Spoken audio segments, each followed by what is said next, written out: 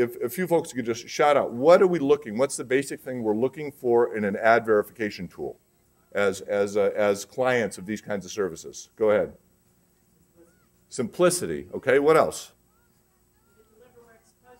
Did it deliver where it's supposed to? Real basic, simple stuff. This is what the ad operations team and the publisher, the client services group needs to know and understand, be able to report back to very key clients. What else do we need? What are we looking for in these things? Flexibility. Very good. We all know the big issue. The big elephant in the room is that brand advertisers are only spending 6% of the brand dollars in digital.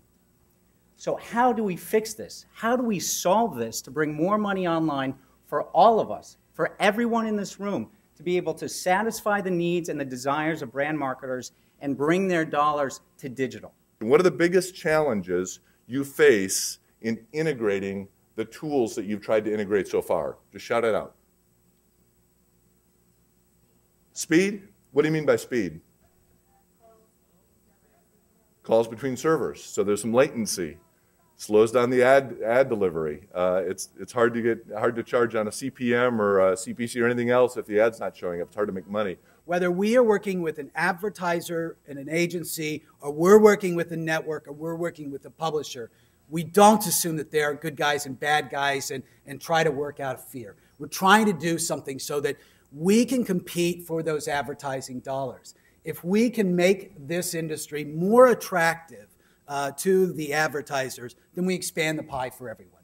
Rather than forcing our agencies or our clients to provide multiple tags for various point solutions, it's about aggregating the full feature set within a single tag set. We work within a JavaScript reference, right, that accompanies the banner content with a delivery, and that works with either third-party tags or direct creatives. We are also integrated with all major ad platforms and a number of major ad networks, exchanges, and DSPs. We sit between the ad network tag and the advertiser tag, kind of like a proxy. The ad network makes a call to us before they make the call to the third-party ad server.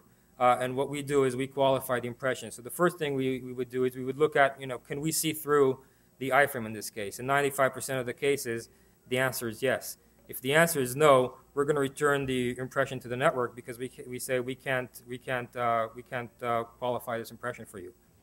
Will you talk a little bit more about your video verification and how you do that, what the methodology is, and then does that also apply to leave behinds or companion ads?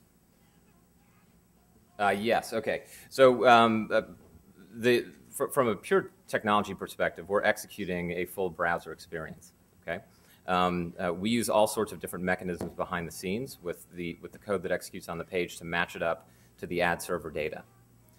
When a video ad is rolling, we don't. I think an important point there is we don't require you to put a pixel, any JavaScript, any piece of Flash, or additional components to it. We're literally looking at it as if a person were looking at it, except we're also mapping the information behind the page back to what was supposed to have occurred.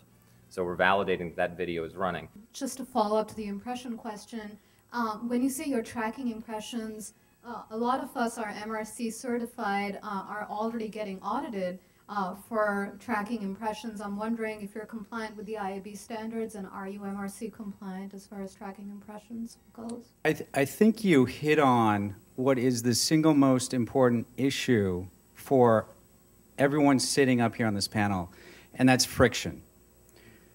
We have introduced new technologies into the ecosystem that have disrupted workflow and caused an additional layer of activity.